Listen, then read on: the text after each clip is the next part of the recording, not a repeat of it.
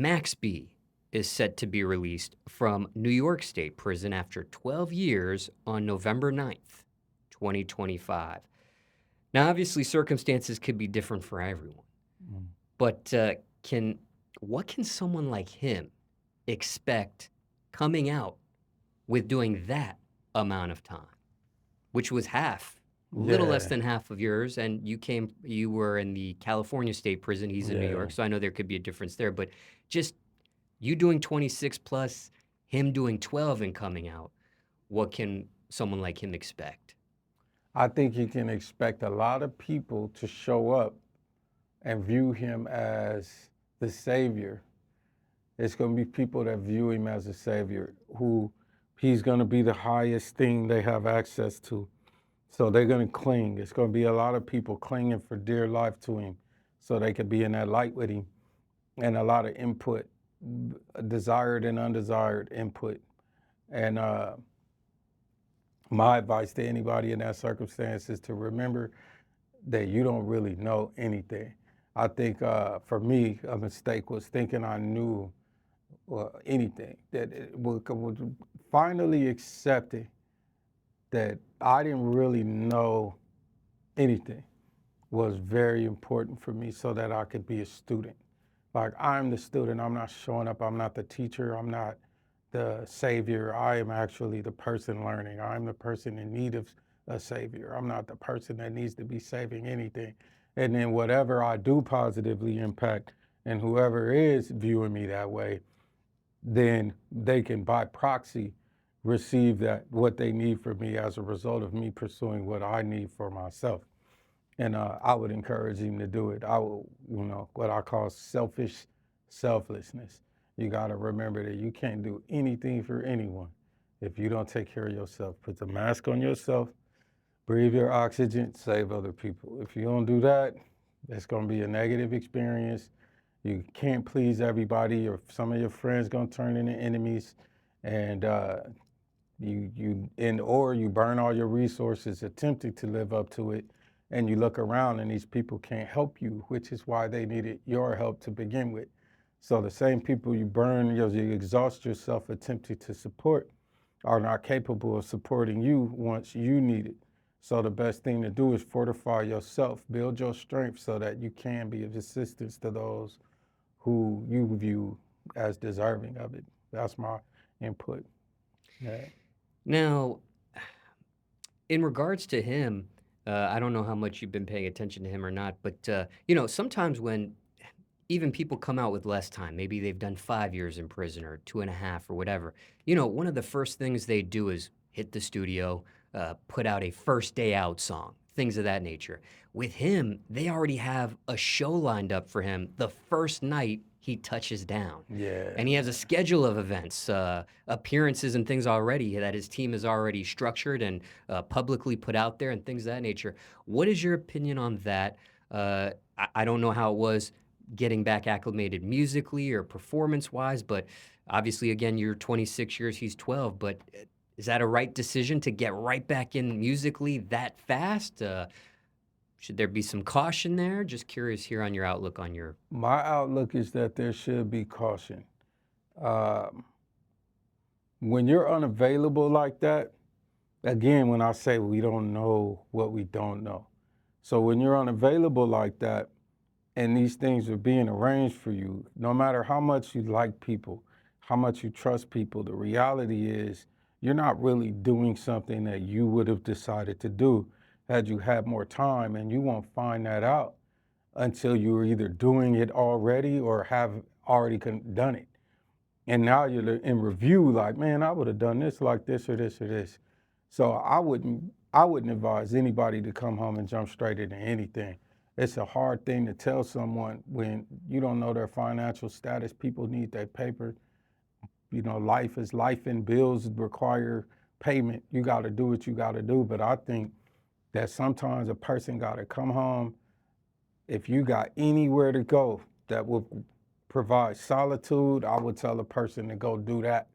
I'm humble, from a humble place. I don't care where it is. If it's somewhere that you can isolate and then look at the world from there out, I would go do that for about a month or two, maybe 90 days, just get a bar of what the world is and then listen to what the offers are, listen to the scenarios, look at the venues, and make decisions predicated on your own desired outcome and not end up in a circumstance that was beneficial to someone else who had access to your ear. And now you're doing something that really isn't for yourself, it's for everybody else. And to service their expectations, I think that's a strategic error. Now, for you personally, your own personal coming home experience, how long did you take those 90 days yourself? Did you follow through with said advice here, or is this based on maybe doing it a little shorter than you wanted to, and now a 90-day period seems to be a safe? I think for me, I came home and got right to it. I came home and got right into recording. Um, I did a couple really decent shows. I threw my first show for myself, so that was a good experience. I did that at the Fillmore Historical Theater in San Francisco, and that was a beautiful experience. But if I could do it again, I came home September 14th of 2018. If I was doing it again, I don't think anybody would have heard or seen anything from me until the spring of 2019. I think if I could do it again, it'd have been radio silence for me until where I would have took that probably to the top of the year to figure out what I was experiencing. Get your lawyer situated, make sure your situation with your accountant is good, uh, and then entertain the offers and determine what's the best strategic move for your own circumstance, whatever your desires were while you sat in that environment with the new awareness of the reality of life, because we really don't know. 12 years is a long time to be disconnected from the world. For me, I went from 17 to an adult male. You don't know all of these things until you're in the thick of it. And so if I was doing it again, I would have took the first 90 days to set up my foundation, and that would have been more important to me than public perception. I would have wanted to make sure that when I popped out, I was standing on solid ground, and then made decisions over that next 90 days for how I was going to do my rollout and whatever that would have been. And then when the sun popped out, I would have popped out. It would have been like March or April of 2019 before I did anything, if I could do it again. Because just listening to your advice here, thinking from the outside looking in, I'm not a recording artist, but the amount of that first show, whatever one is getting paid for, would probably be the same whether it was the actual person's first day touching ground on Earth in the free world versus if they waited 90 days. No? So, like, if they were going to give Max B, I'm just throwing a rough figure here. Let's say they were going to give Max B 100,000 for that first appearance back. They would have given it to him 90 days later, just the same as they would his first day, correct? Yeah, arguably there's more money technically because you have what could turn into a bidding war. You don't know what the best offer is if you haven't fielded it, and you can't field it if I'm already day one in the midst of fulfilling an obligation. I don't even know the offers can change day one, day two, day three. You never know. I definitely would be turning down almost everything. I wouldn't do it. I think almost everybody I've seen do that, walk out and immediately get to it, has had a struggle. They've had a struggle, whether it was publicly perceivable immediately or not. But you could see alterations or conflicts, even if they ultimately succeeded. They had to shed things, alter things, take control, and respond to these mistakes that maybe the public didn't get to see occur. And so I think slow and steady is the way to go, in my humble opinion. Now, this 90-day advice is something you're giving out to the public here, but just for context, what was the amount of time when you actually go to the recording studio for the first time after you come home and the first show at the Fillmore? How much time actually was there in Oh between? man, I was in the studio within my first few days home, probably 3 days. I did my first song. I dropped my first video, like maybe a week or two. Uh, ran up a couple million views, a million streams off the bat. Um, and I did the show at the Fillmore, I think probably 4 months later. I had an appearance with Miss Sugar T. She was selling her books, E40 sister. This auntie right there. She's such a beautiful human being. I love her so much. She's just the dopest ever. And she was selling her books, and she was like, "You take care of yourself, baby." I was like, "Yes, ma'am." And so, like, feeling, I would have rather went to things and felt the energy than actually got out there and started saying things and presenting things. I would have rather drank all that energy in and let that energy pop out and decide which energy I wanted to service, because you can unintentionally end up servicing the darkness and taking advice from the darkness because you didn't bother to go find the light. And so uh, I say it was about 90 days by the time I was actively doing the show. It was 90 days, but like the coordination of that started earlier and promo and things like that. But I'm glad I threw my own show, but I still think that there were weaknesses inside of that that I was unaware of because I was too, like, I'm happy. And so I'm disregardful of details that I think were actually more important than I perceived them to be at the time. And what about documentation here? Okay, as far as you know, you're working on a or possibly working on a mini docu series and things of that nature. But you know, as many documentaries as there exist, I don't believe, and you can correct me if I'm wrong, there's ever been a documentary on someone, especially it could be a celebrity, but most notably a recording artist in the form of rap and hip hop, a rapper, for lack of a better phrase. There's never been someone that's done a serious amount of time, serious like you're 26, serious like his 12.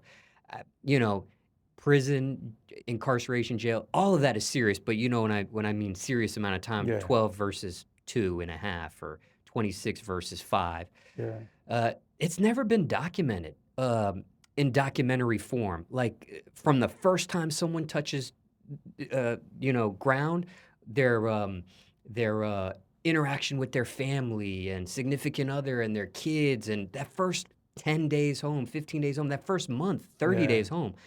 I feel like that is would be an number one, that would be an eye opener. Very yeah. unique. It hasn't been done before, I don't think. And that could also not only serve as entertainment value, of course, Hmm. and monetary purposes, but educational value as well. Because you know, there's people that are not a celebrity or recording artist such as yourself that Yep. are doing 26 years and coming home to regular, degular society. Yeah. And they might find motivation or insight on how, hey, how did X rated handle those 30 days? Whether it was right or wrong, I just want to take a peek and be a fly on the wall in those first 30 days. How did he do it?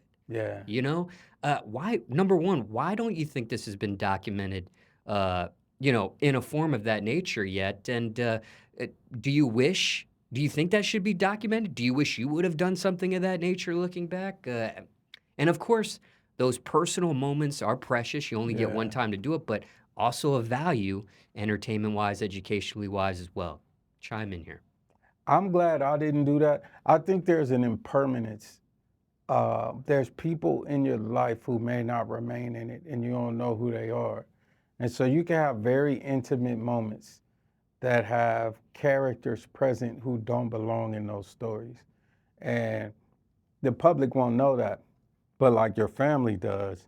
And so you end up having an unnatural, you could potentially have an unnatural circumstance. So anybody who doesn't have where your circumstance is your circumstance, this is your life, and the people in it are the people in it, especially the main characters.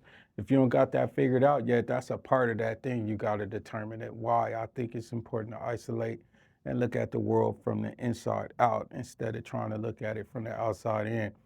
But I think once a person does have themselves situated, I think you set up memberships, subscriptions, you start talking to the fans, you know, your people, the people who really care about what you're experiencing and show it to them. Like, I wish people could have seen me go get my driver's license for the first time. You know, what it was like for me to drive a car after all that time. Like, that would have been dope. You know, it's opportunities like that.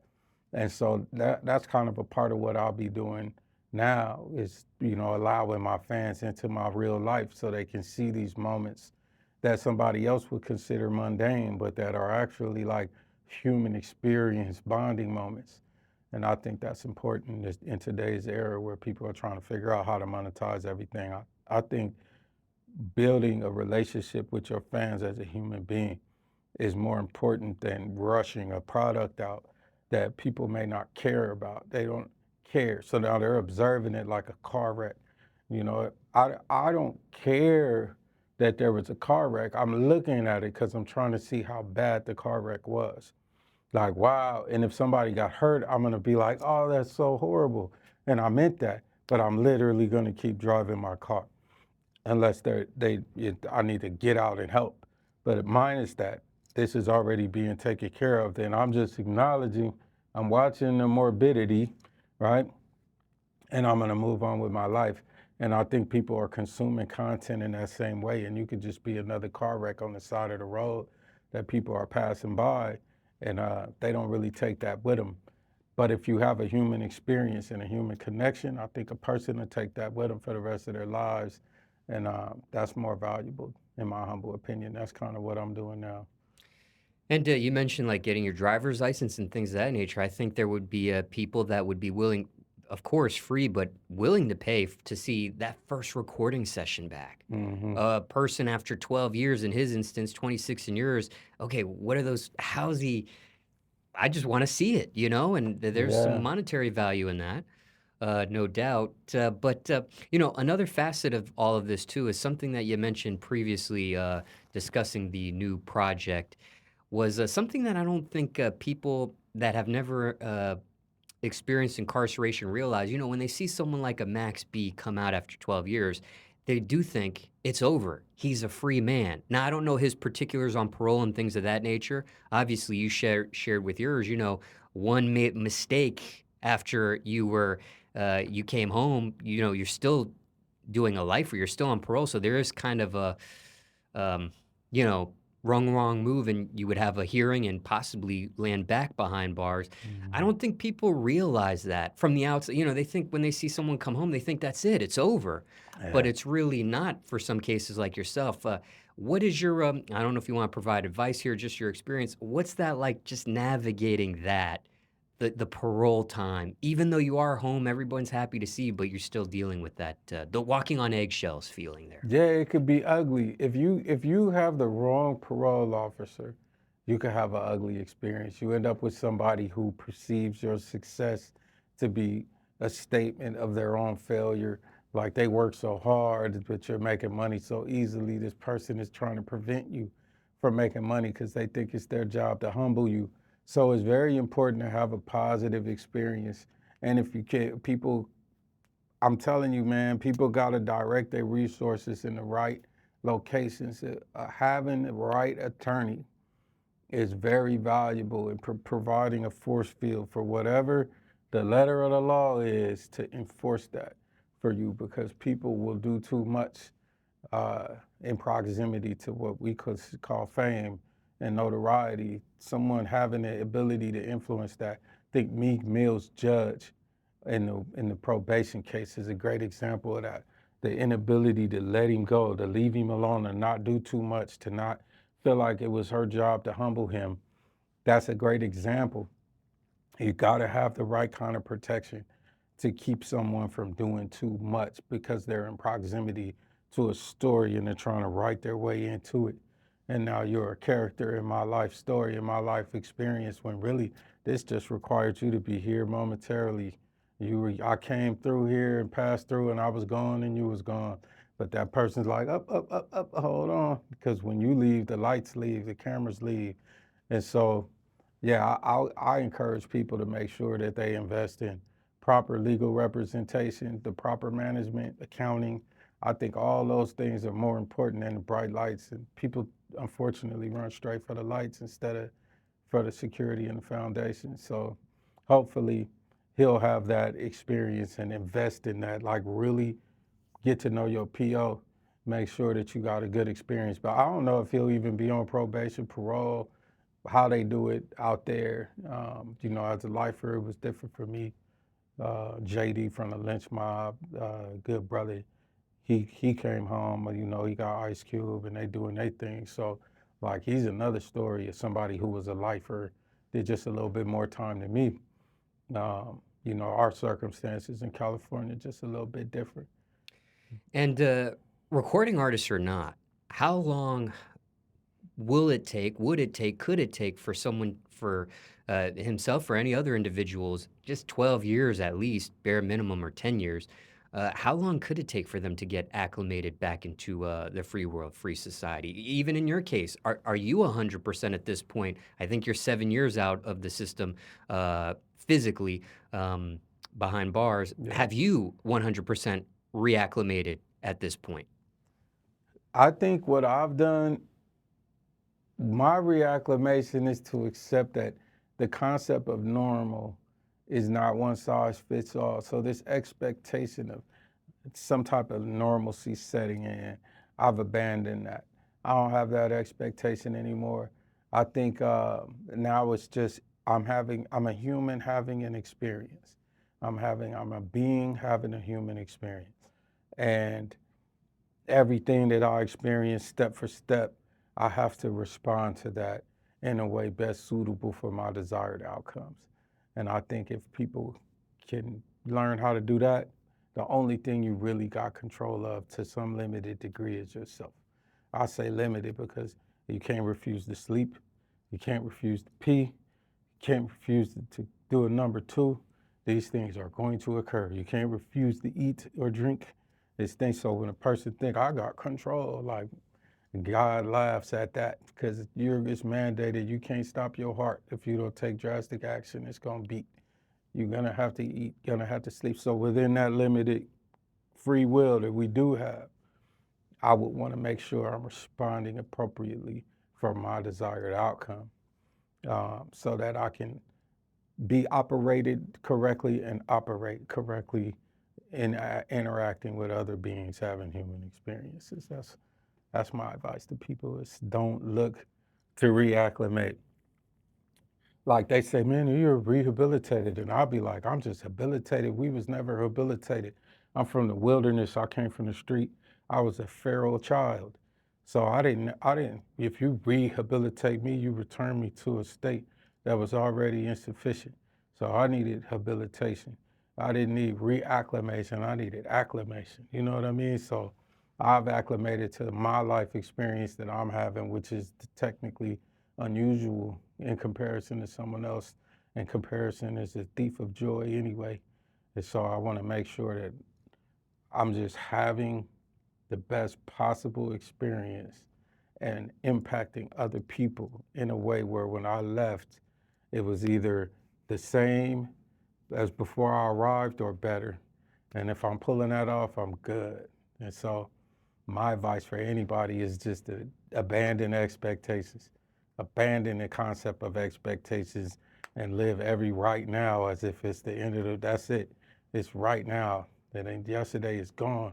Tomorrow is a lie. It's right now all the time. It's right now. Now, from the outside looking in, if one didn't know your prison experience, they might not even know the way you carry yourself and the where you're at now, 7 years later, they might not even know you even experienced prison for 26 years plus. And then those that know your story and know that you've done that time, you make this look easy, relatively speaking. Like in this interview, you're cool, calm, collected, you're saying all the right things, you're shining with jewelry, you're aligned with some of the most prominent artists on the West Coast and the Yeah, Midwest, like a Tech Nine, you have a record deal, yeah. so on and so forth. Music or not, what could be the most challenging adjustment one faces after doing a serious amount of time? 10 years plus, Yeah. 20 years plus. The most challenging adjustment is the awareness of how important it is to be humble and to accept that you don't know nothing. You don't know anything, man. We don't know anything. We made up almost everything. It's all conjecture and agreed upon supposition. And so the faster we can accept it, I don't know anything. I'm walking into every circumstance as a student. The faster we could get to that, the better life can get. And that's really what it come down to for me. So I feel like I'm blessed. Like none of this really is a consequence of my behavior outside of making sure I'm regulating myself correctly and being prepared for opportunities. Like I'm a dope rapper. I know a bunch of dope rappers who aren't doing well. I know a bunch of dope rappers who don't got great circumstances. And it's about making decisions inside of every moment that allows the opportunity for someone to have the desired outcome. So I'll just say, man, it's important to figure out what you want and then align life in a way that allows you to get it. If not, we're floundering through this human experience. A lot of people don't know what they want. If you ask a person, what do you want? And ask them so sincerely, man, they can't really tell you. They can't really tell you. It'll be very, people could barely tell you what they want to eat for dinner tonight. Like people can't even really, you know what I mean? They're just deciding on what meal to have. People take more time to pick an outfit than they do to pick the mother of their children. You know what I mean? So I think it's just humbling oneself to realize just how naive and uh, unaware we are as a species. We don't really know anything. We're spinning on this planet in the cosmos, the middle of nothing. And it's like if I was just standing on the moon staring at Earth, what would I feel from that perspective? Like it gotta get, the person gotta get out of themselves. I had to get out of myself to speak for me.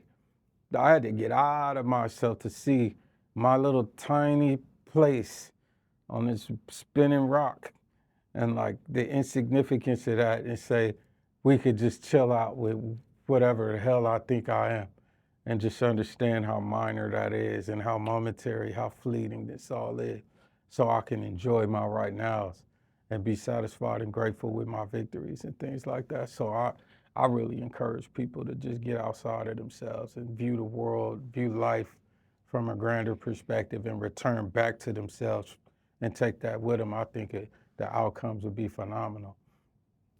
Yeah. Now, a common theme in the latest body of work that you've released, A Prophecy in Purgatory, was ego death. Yeah. Did you experience ego death while you were incarcerated, right after you came home and were back in the free world?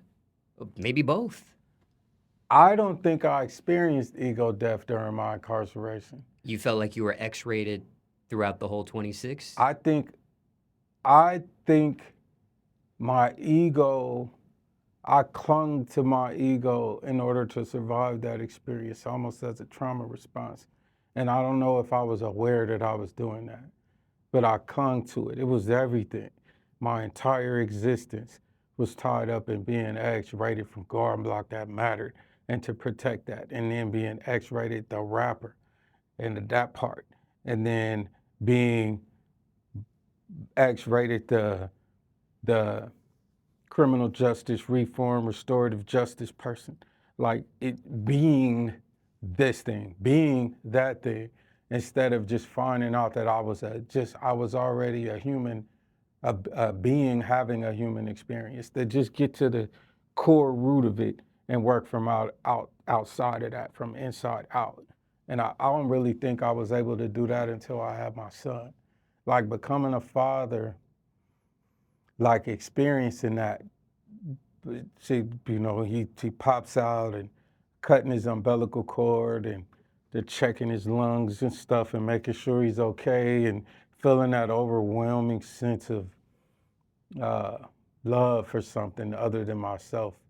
That was kind of the ego death. It was like the birth of my son. He was such a great teacher. He remains the best teacher I ever had. And then, you know, having his little brother, I feel like my children helped me humble myself. I don't care what I'm wearing, if they got clothes and food and a roof over their head, I don't care. I'm almost last all the time when it comes to anything. And, you know, I could have as much money as you could imagine, and I might look like I just rolled out of bed right now. But everybody got a full belly, roof, bills, everything is good, man. I'm solid. I'm trying to watch a game and just chill because I feel satisfied.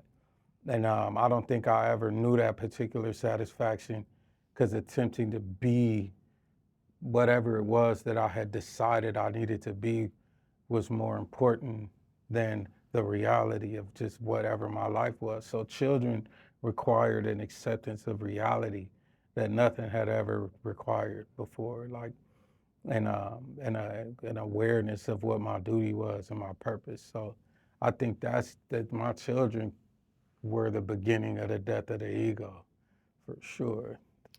Curious here, you mentioned also, sometimes people don't even know what they want to eat today or right now, whatever. Uh, After 26 years, what was the first meal in Man, it was free society? horrible. I got, so because I was classified as a high notoriety public interest case, I required high powered transports. So the day I get out of prison, they put me in chains, put me in a van, put me in a cage in the van and a lock on that door and drove me from San Diego to Oakland, California. And I'm mentally like, damn, dude, I got a new case. Am I getting picked up by the feds?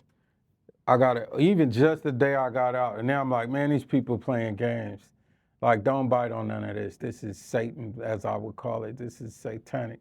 Don't bite on this.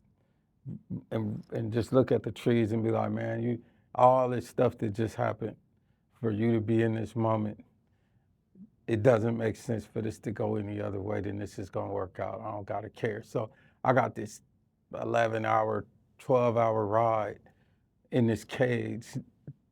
And so by the time I got to Oakland, my parole officer cussed him out. Like, what would you do that for? Like, he's gonna escape the day he's being paroled? Is that the concept? He cussed him out. They get the chains off of me, and I do all my paperwork, and I go to the transitional house.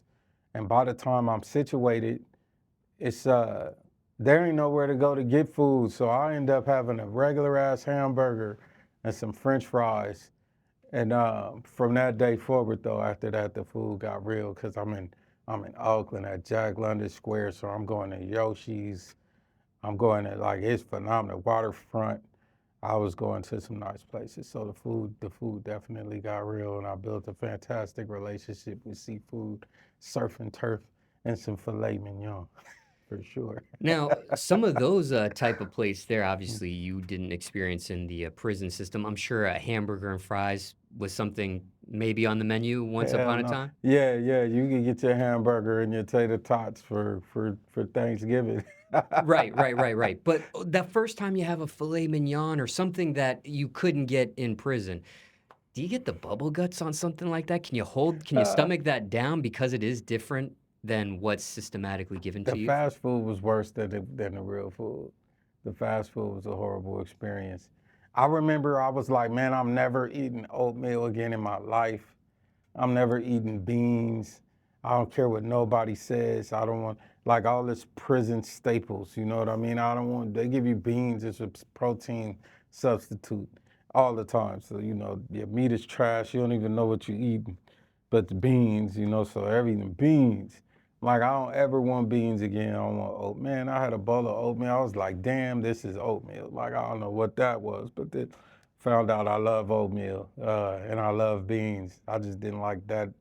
I didn't like those beans. So yeah, the fast food, and still to this day, I'm not a fan of it. If I'm gonna eat a hamburger, I want it from a restaurant.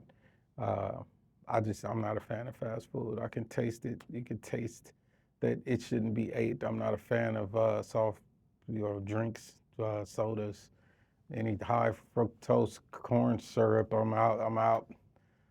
Give me some water.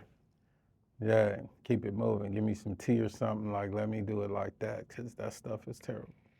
And just for transparency here, do you know Max B personally by any chance? I know we used him as an example, Yeah. but do you know him personally by any chance? I don't know him personally, and I respect to him in his business. You know what I mean? I'm big on, that really ain't my business. He ain't my business outside of wishing the best for him as a human being or being having a human experience. I wish the best for him and his outcomes, and I hope he does his thing. Because I'm being a formerly incarcerated rapper, I've often had his name attached to mine and vice versa. Um, Everybody who did a little bit of time shine, they bring me up. Shine records an album over the phone, like X-rated. So, like I understand I'm attached to people. Like me and Mac Dre was always attached to each other because of incarceration or fighting cases and being from Northern California. So we often got wrote about together. So all due respect to Max B, I'm not typically a fan of giving too much contemplation to another man's business. You know, that's not something that I do often. But just curious because some of the advice, whether it applies to him or not, it could apply to some others. Yes. So we used him as an example just to because his freedom is so near. But Yeah. that was just a litmus test for some other people out there as well. But Yeah. because of the amount of time you have spent in prison, state prison to be exact, have you been asked or paid to be a prison consultant for others? In these couple of questions, you shared a variety of gems, but have you been asked to do this as a service aside from the music and so on and so forth? Yeah, the Innocence Project, the director over there, I've had some interactions with a bunch of people. But like this, for instance, like there could be somebody that may be facing some time. They've been fighting their case from the outside, but it looks like they're going to be sentenced, and it's going to be 10, 15. Have you gotten calls like people that want to see how to protect themselves, how to navigate those years and time and so on? Like, have you gotten those type of?